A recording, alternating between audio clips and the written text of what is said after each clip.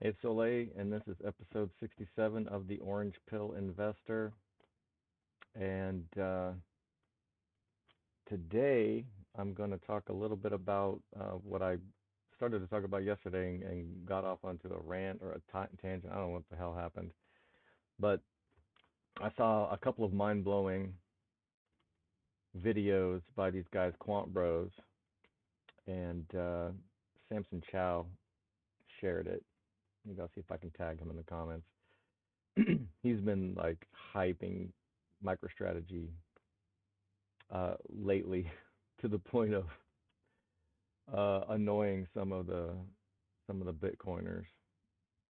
A lot of times maxis are like it's like stack sats in cold storage or shut up, you know, GTFO. And obviously the title of my series is the Orange Pill Investor. So I consider myself an investor. I use investing to create income. Like you can't stack sats if there's no fiat money or no value.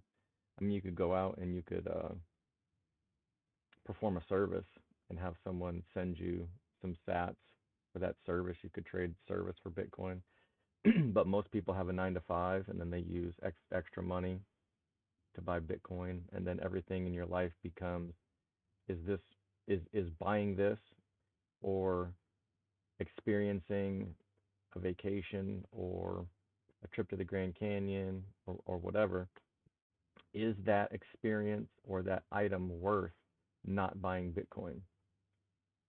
And I think some people's lives, some some maxis' lives become just a series of Bitcoin or no Bitcoin decisions. That's every um, and that's perfectly fine because everyone should decide what's important to them, and then they should operate within a framework based on that decision. You know, decide what you want, and if what you want is more Sats, then great. But I've been stacking Sats for years, and at first I was kind of a degenerate crypto shitcoin trader, and I don't even know if I made or lost money doing all of that shit. But the Bitcoin that I have in cold storage has not improved my life. And I don't know if that's a controversial Bitcoiner thing to say, but the thing, I mean, to a certain extent, I can say that I sleep better at night knowing that my future is secured. So in that sense, it's improved my life. But if the point of having Bitcoin is, you know, on a meta level, maybe, you know, we say it fixes everything, but at least maybe it'll fix the world's money. But on a personal level, it needs to enrich your life in some way. And so even if they come up with a little bit more of a sophisticated Bitcoin loan scenario in the future, where you never have to sell your Bitcoin and you can just take a loan against it and you can just, uh, you know, live off of the loan value that you can get, and then you pay the loan back with deflated dollars at some point in the future, that's fine. But the Bitcoin that I've just had in cold storage has just been sitting there. I haven't, I've kind of used it almost as like an emergency fund, I suppose. So instead of having like 3 months of emergency fund literally sitting in my checking account, not growing, I have, you know, Bitcoin in emergency fund. And, you know, when Bitcoin goes from 67 down to 15, my emergency fund shrunk by 75%. Um, that was fine. Uh, that's a calculation that that actually was not a problem for me. But depending on people's living conditions and incomes and whatnot, and how much they would need for 3 or 4 months, that that could be problematic. So, and really, the Bitcoin and cold storage has caused, you know, I don't want to say it's caused problems in my life, but it's actually increased the amount of chores that I have. So now I have to update the cold storage. I have to, I had to distribute without giving away too much of my security protocol. I can't really even be robbed because I couldn't give you my seed phrase if I wanted to. I've got a portion in various parts of the country, and the hilarious part is I don't even have that much Bitcoin, but I've got some pretty smart people who put me on to how to to really protect it. And I may not have much now, but Bitcoin 10x's, and everybody that has a little has something more than a little, 10 times a little. So just trying to get ahead of the security game. But if I don't even have my passphrase memorized, so good luck. Good luck trying to rob me. Um, but that's, if I didn't self custody Bitcoin, I wouldn't have that problem in my life. 99 problems and a and self custodying Bitcoin ain't one. So at some point, you need to have a plan for. And I shouldn't say you should. You need to have a plan. I need to have a plan. You can do whatever the fuck you want to do, but I need to have a plan for at what point will Bitcoin enrich my life?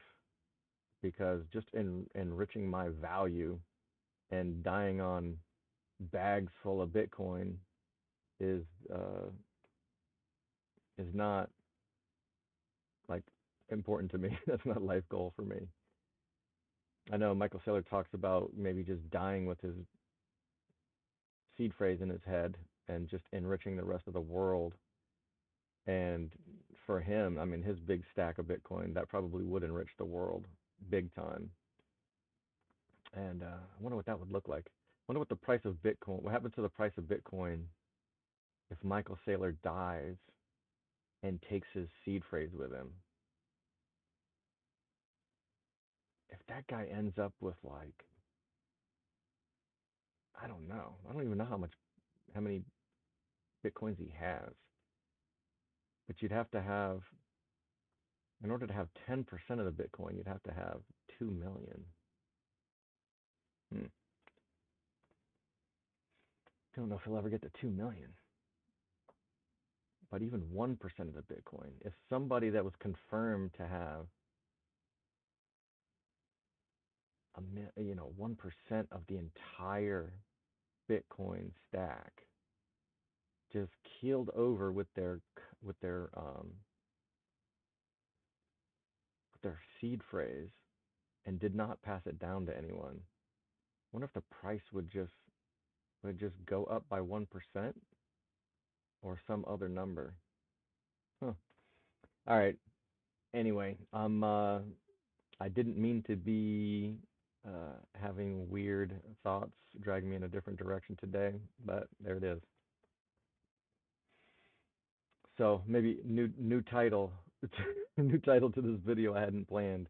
What happens to the price of Bitcoin when Michael Saylor keels over? And damn, that's actually another threat level. Like you can't, you can't. I mean, he's actually talked about this on his podcast. I don't think I'm saying anything controversial, but he's basically said, look, you can't even threaten to kill somebody for their Bitcoin. I mean, the best you could do is maybe negotiate half. So people are probably not thinking, oh, I need to rob and kill Saylor to get his Bitcoin because he's protected it, and that's an obvious threat he's protected against.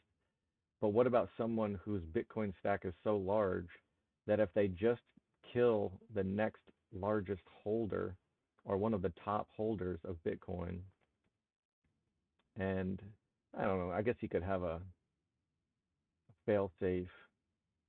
What is that called when somebody has a mechanism put in place when they die and then it kicks in?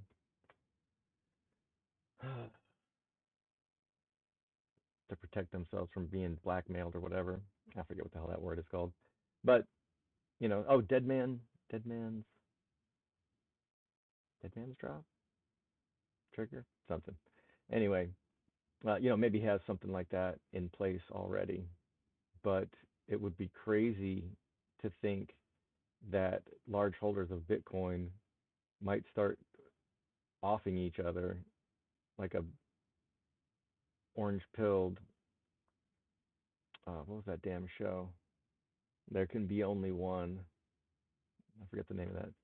But an orange pilled version of when you kill someone, you take their power. I mean, to a certain extent, if you hold Bitcoin and you take another Bitcoin holder out of the pool, everyone's Bitcoin gets stronger. So that's kind of weird. I don't know if I've heard that threat put out there before. So that's interesting. But what I really wanted to talk about was MicroStrategy in general. These guys, Quant Bros, I mean, they have all these different scenarios where if Bitcoin reaches a certain amount, like what that does to MicroStrategy, and there's a bunch of different factors for it, like how many shares are in float. And one of the first things that I thought about before I even watched this video is, what is it going to be like when the stock market experiences a stock ticker that it's, when it's retail holders just hold it with diamond hands like they do their Bitcoin. The stock market has never experienced anything like this before, I don't think. The closest thing might be Tesla, because I think there was an article I saw. So the Tesla accounts that I follow are like Stephen Mark Ryan, Solving the Money Problem, Electric Viking, and then what's the other guy who's even done an interview with SMR? I feel bad I can't name, give them credit. But they did a study and they showed that tons and tons of Koreans just stack Tesla. And every dip, they just buy more. They never panic sell. And they just see it as a vehicle for wealth, kind of like orange pilled, laser eyed, rabid dog, psychopath Bitcoiners feel about Bitcoin. And that's the closest thing that I can think of to just battle hardened diamond hand Bitcoiners that, I mean, some of us bought all the way up to 67 and never sold a sat on the way down to 15. I think I briefly sold like not 10%, maybe 3% of my Bitcoin around 20K because I fucked up on my margin. I was getting close to a margin call on my trading account, and so I kind of just, in the case of emergency, break glass, and I gave myself a little wiggle room on that, and then within 2 to 4 weeks I had replaced that Bitcoin and more. So I didn't let the price get away from me and end up with less Bitcoin than when I started. So, but by then I had reached kind of a hodl mentality. Years before that, like I said, I would trade in and out of Bitcoin. If Bitcoin was expensive relative to Ethereum, I would sell some Bitcoin for Ethereum, and then if it flipped the other way, I would go back from Ethereum to Bitcoin. And I had a whole bunch of these crypto trading pairs. And like I said, that I know I would definitely have way more Bitcoin if I had not engaged in a lot of that crap. So I feel like I learned my lesson there. But the stock market is how I earn money, and so I have to have some money in the exchange. I mean, you have to have some buying power, and you can't just. At this point, I'm not aware of a way to generate cash from my Bitcoin other than a Bitcoin loan, I guess. But there's no way I'm going to let someone else take possession of my Bitcoin and then like promise to pay me back and give me some kind of uh, guaranteed interest or something like that. I mean, at some point, if I can sell call options against it, I would consider that and see what the premium is available on that. But for now, this is this is how I generate income. You can have a 9 to 5. Uh, you can be a stock market trader. If you're a stock market trader, then you got to have capital, and that's just the way it is. So, but then at the same time, I do acknowledge that I would have to generate more more income with my effort with my stock market trading than I can with just letting Bitcoin appreciate. And you know, maybe or I'll be able to do that or maybe not, but it's it's how I want to make a living, and I find it fun. It's kind of like a high stakes video game for me. So it's kind of barely even like work. But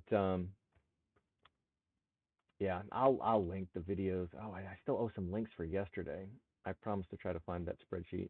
I will do it. I got screwed yesterday. I spent like 4 or 5 hours replacing headlights in my car. They sold me the wrong ones. They you have to take off the whole friggin' bumper just to get the headlight housing out, and then it wasn't even the cheap $20 headlights. So I went to Jiffy Lube and I'm like, can y'all replace my headlights? They're like, sure. And come to find out, they had the auto parts store had sold me the wrong headlights, and the ones I needed are like $150 each. And I'm like, screw this. So anyway, it ended up getting done, but I had to pay through the nose for it. I think these car designers are completely full of shit, and this stuff is by design. They've already been doing designed obsolescence. There's a good TruthStream Media video about that, where companies intentionally design things to shit the bed, like right after the warranty period, so that number one, they can make more profit by using crappy materials, but they can get you to buy a new one more often instead of 100 years ago when you built something, you wanted it to last forever. So what the hell was I even talking about? Yeah, so I owe you some links, and I will get on that. And but MicroStrategy. So let's just look at MicroStrategy. These he's basically, I think they call it a speculative attack. So he's borrowing money from the the banking system, and I don't know if the same thing happens when you borrow money at your little local bank or whatever, but the way that they borrow money, it's literally just pressing buttons and they create money out of thin air.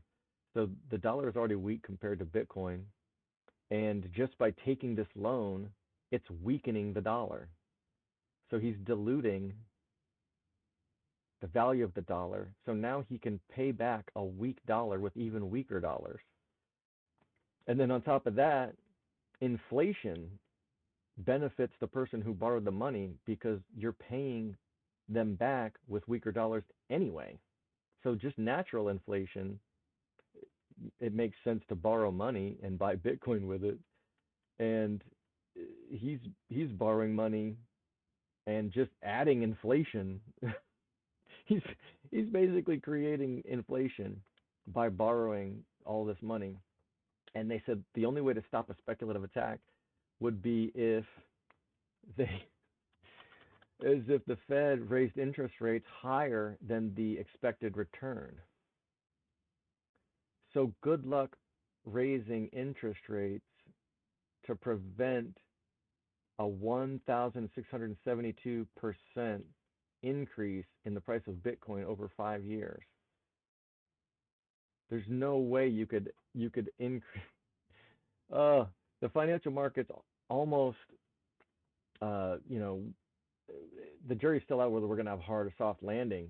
But people were talking about, the interest rates rocketing up tenfold from like 0.5 to 5% or whatever the hell it is. I don't even pay attention to the CPI at this point, and the sorry, CPI is the inflation, but the Fed rate, and there's no way they can, Bitcoin is up 170% this year. I think they said it's up like 30 to 50% annually if you just average it out over time. Robinhood's only going to let me go back 5 years. But if they cranked up the interest rates to 50% to stop Saylor from this speculative attack, the economic collapse of the entire world would just immediately happen overnight. So they can't stop him. And there's all these other different things like, they mentioned all of these different things that could pump the price of MicroStrategy. And of course, there's a bunch of short interest in MicroStrategy. And technically, I'm shorting MicroStrategy every time I sell a covered call against the shares that I own. And I have to admit that if I hadn't sold these covered calls, I would actually have a lot more value. So I got paid a pretty good premium to sell covered calls against these shares. But the way that MicroStrategy's been on a tear the last few weeks, I would have made tons more money just letting those shares sit there and do nothing. So I actually have way less shares of MicroStrategy now than I would have if I hadn't been operating this strategy. So it definitely caught me by surprise. And so the shorts have to cover somehow. And they were saying, look, this could just sneak up on them, like, because they don't really have that much MicroStrategy on their books, and they're shorting it, and they probably don't even have short positions. But if MicroStrategy was at frickin' 500, and then if what we think is going to happen to Bitcoin happens to Bitcoin, and MicroStrategy is over 10,000, this is not financial advice. However, the shorts will be absolutely decimated, and we're looking at they basically said we'd be looking at like a GameStop type short squeeze, but it would, so long story short, they kind of, they, they stopped trading on GameStop back in the day, and that kind of slowed everything up and let them regain their footing a little bit, and completely scumbag move. But what they were talking about is that most of the fucking Wall Street bets, or the whatever, the GameStop gang, I can't remember what the hell they were called, but most of those guys were on Robinhood, and so when they stopped trading on Robinhood, that was enough to slow everything down, and they basically diffused that short squeeze situation. I still hold a grudge about that. I wouldn't have even gotten that much from it. I don't know if I was even involved at that time, but I was definitely paying attention and cheering the little guys on for just punking these hedge funds. But MicroStrategy is traded everywhere, so good luck. But not only that, there's going to be tons of institutional investors that own MicroStrategy that want to see it pump too, and they don't give a shit if some hedge funds get crushed from them shorting it. And I think that'll be the deciding factor, is that there's going to be institutional money wanting this to happen as well. It won't just be retail traders. So there's, go watch the video. There's tons of reasons why, MicroStrategy definitely has existential threats, though, that Bitcoin doesn't, and Bitcoin self-custodies, and government could come through and seize your MicroStrategy if they're trillions in debt, which they are. And they look and they're like, oh, we could just seize everyone's bank accounts and their MicroStrategy and just sell it, and now we pay off our debts. I mean, they confiscated everybody's gold back in the day, so don't for a second think that it could never happen to you.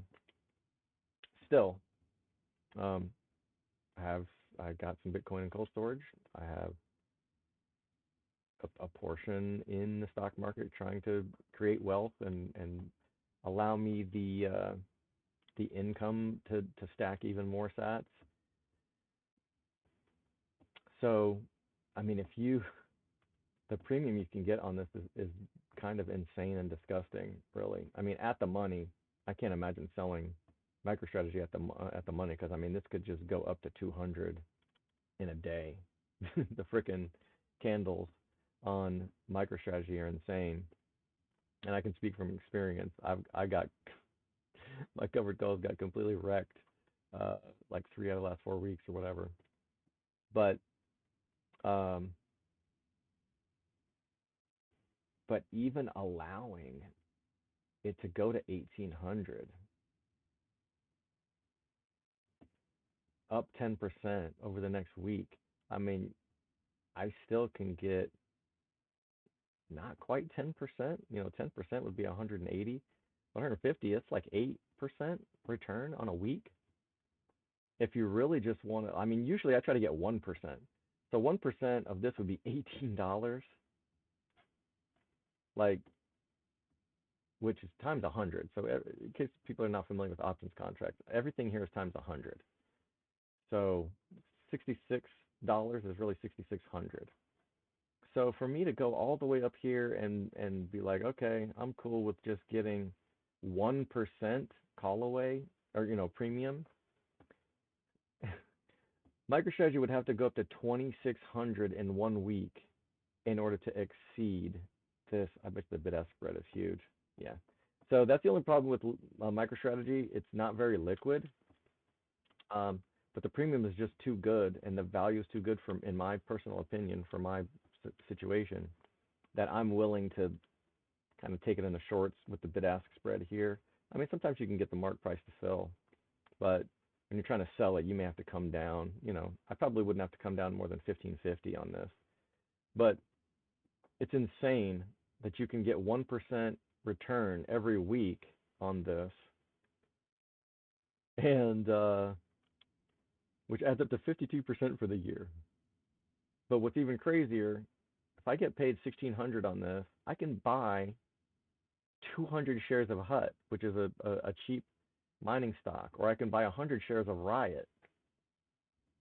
I forget what Mara is right now, but it probably won't get you 100 shares of Mara. But then you can sell another covered call on that and get another 1%. So it's even better than 52% of the year, because if you take 1.01, raise it to the 52nd power, which is how many expiration dates there are on a year, that's actually 67% return. So you can own shares of MicroStrategy. Give yourself, I mean, this is 50%, 1,800. That's $900. No, $900 would get you to 2,700. So it's not quite 50% call away value. That is frickin' insane. I don't think there's ever been a stock where you could get this much premium. I'm actually, during the GameStop short squeeze, I could get 10%. Yeah, I do remember that. There's been a couple of stocks. I used to trade anything and everything. I'm down to just Tesla and Bitcoin derivatives at this point. That's all I trade. Diversification can kiss my ass. And I mean, technically, I guess I'm diversified between two assets, Bitcoin and Tesla. But I have conviction in both, so sue me. That's why I started this series out as the red pill to orange pill investor, because I consider myself a Bitcoiner, but I also trade the stock market, and there are other opportunities.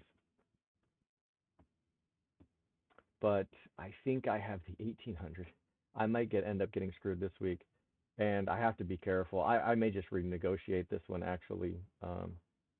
I would actually not hate it at all if my MicroStrategy dipped, even though I own it, and of course I always want it to go up. But Bitcoin has dipped a little. Oh God, it's creeping back up. So, well, Bitcoin dipped down to 65. Oh, wow. This isn't even a dip, folks. Anybody who's been through a cycle or two of Bitcoin, this shit is not a dip. Like, even back here from 29 to 26, that's not a dip. Let's go 5 years. Okay, this was a frickin' dip. So in May of 2021, when it was almost 60, and then a couple clicks later, 2 weeks. It took 2 weeks to shed half, 29,000, 40%. 2 weeks to shed 40%. This will make your butt pucker. This is how diamond hands are forged in frickin' fire, in molten lava. Is that how diamonds are made? Compressed and whatever. It's, I don't give a shit. It's a good comparison because people who held or bought this dip were rewarded with it going back up, and then but even here, so November 2021, 10% dips, 10, 20, oh, a little fake out, dip, back down to what, 36? Yeah. So people here were still buying because everyone thought it was going to 100, and then, oh, my bad, and then they held all the way to 17. So we're talking about people who endured 75% drawdowns over a year. They've done studies and they looked at these addresses and most of them never move. I mean, these people just hold. And so when um,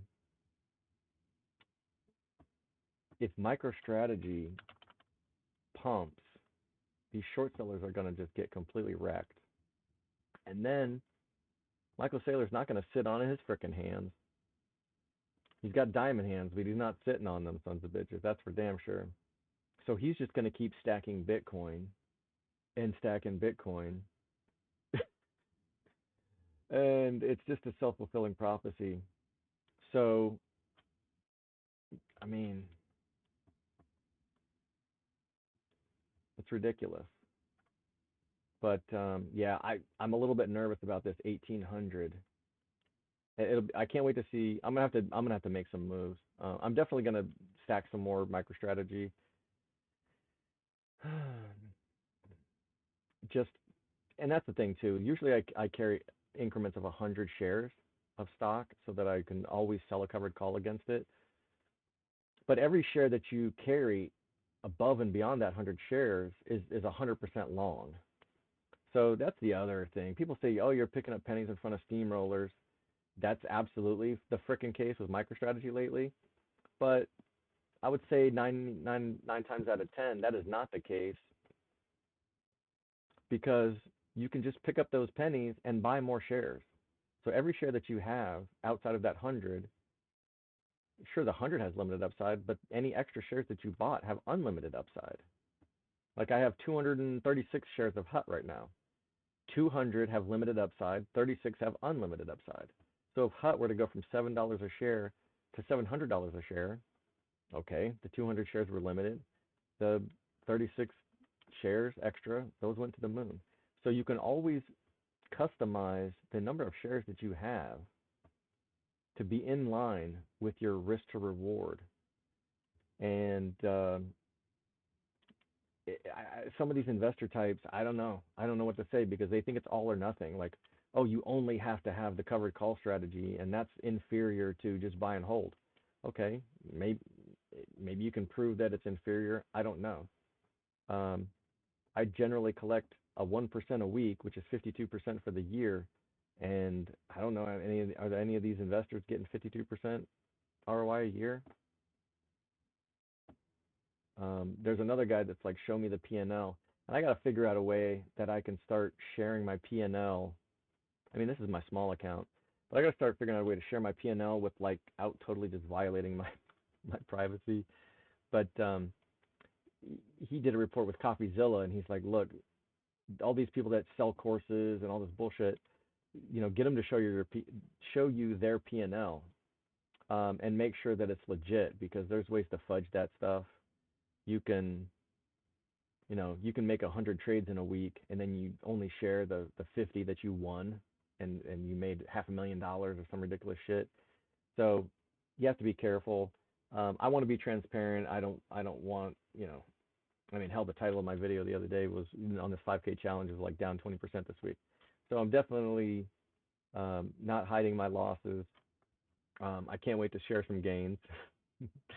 But I want to be believable, and I want to be, transparent with that. But I got to figure out a way to do that without some kind of security risk or something. People do all kinds of dumb shit, and they accidentally share shit that they shouldn't online. So um, I got to talk to some folks and see how to do that, how to be transparent, and let people know like these are legit returns without without putting myself at risk somehow.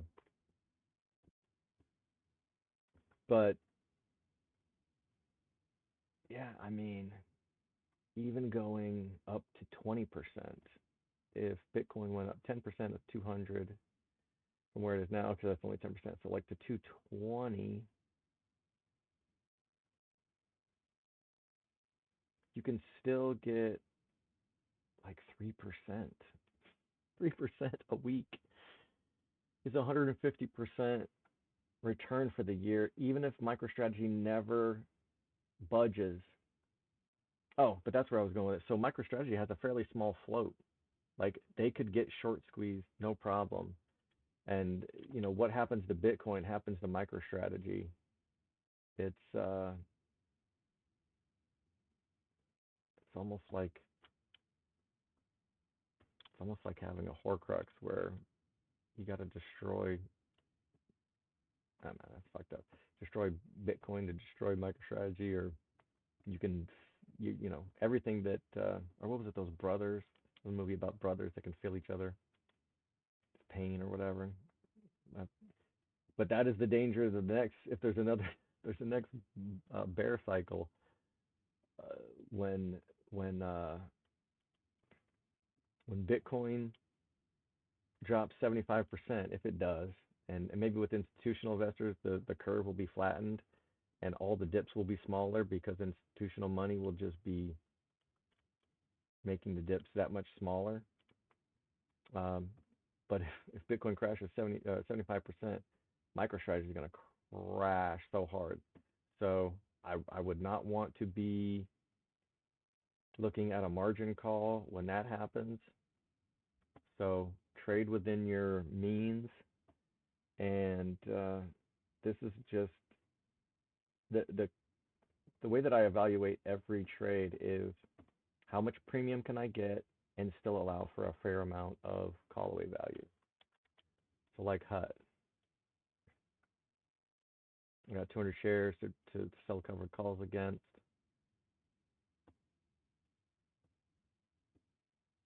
And the shortcuts I do for math is, I figure 1% return on 700 and something dollars would, just move the decimal place over. So that's 7-8 cents, get you to 1%. So to collect about 1%, let's be conservative, because you're going to probably have to come down to 10 here. But to get a little over 1%, callaway value would be at 9. So the difference between 765 and 9 is $1.35. How many 8 senses can go into $1.35? It's like 12 to get to a dollar, and another 8. So it's like 18%.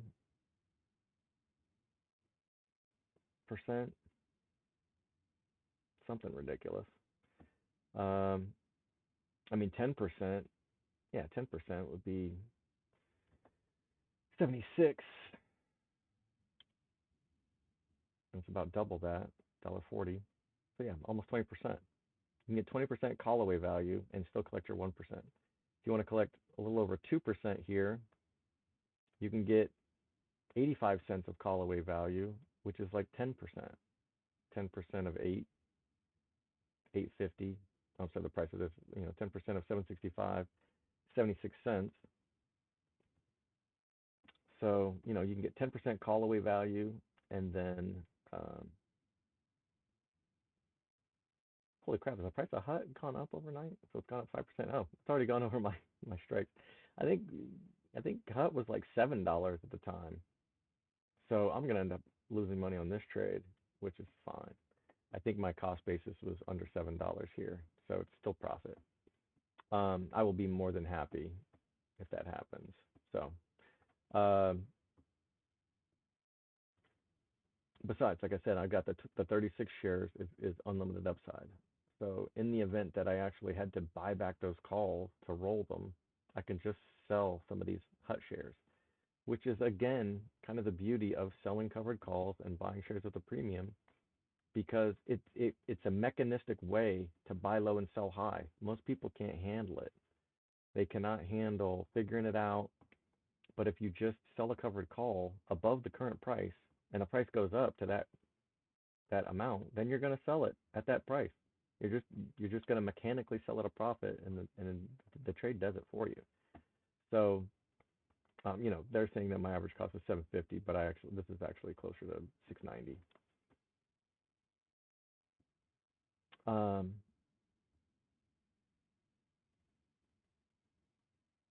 but the average cost on these 36, you know, I can, when the price goes up to, you know, if the price goes up to 765, $8, I bought these 36 shares for around 7, and I can sell them for whatever this goes up to. This goes up to $10.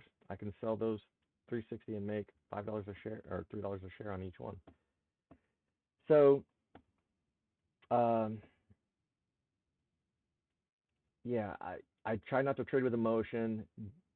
Selling covered calls just allows me to have a mechanical plan. There's no emotion involved. It's just going out, finding a reasonable strike. What is a reasonable premium plus a reasonable call away value in case the stock pumps? And, you know, again, people are saying you're collecting pennies in front of steamrollers. Like, really? If you choose this $9 strike, I mean, you're getting 20% return in a week. Is that not enough upside? Are these people really so good at picking lottery tickets that, you know, I mean, are they buying these drug companies the day before the announcement and then getting lucky that the FDA approved their whatever and it goes from $1 to $100 a share? I mean, are they that good at picking that stuff? If they are, they're sure as hell not talking about it, and probably shouldn't. They definitely aren't selling their courses. They're just getting rich doing their thing. So 20% call away value is not enough. If you bought some stock and it went up 20% in a week, imagine buying stock every week and selling it for 20% more every week. Is that 1,000% for the year? 20 times 50? Like, how much upside do you need? Pennies in front of steamrollers is freaking hilarious. MicroStrategy is definitely a steamroller. That shit is crazy. So I'm gonna have to make sure that I don't get run over by it. Uh, but fun times. I will definitely put links to the Quant Bros videos. Thank you, um, big thank you to Samson Chow for sharing the link with me. I finished both videos. I mean, they're long. They're over an hour long each. I'm gonna listen to them again. I was completely like, I already had a price target of like, when MicroStrategy was 500. I'm thinking they can go to 5,000. I'm thinking if Bitcoin 10x's, MicroStrategy can 10x. That was where my mind was. And so, but it can be insanely even more exaggerated than that. Like I said, everybody has to do your own research. This is just what I'm doing, and everybody has to do what makes sense for them. But I was kind of shocked, and I can see why this guy has been just shouting MicroStrategy from the rooftop. It's kind of sick where it could go. So I don't know if the title of this video needs to be, does Bitcoin pump if Michael Saylor dies, or if it's MicroStrategy setting your, face melting returns, or if it's just whatever the hell it is. I don't know. We'll see. All right. Be good, y'all.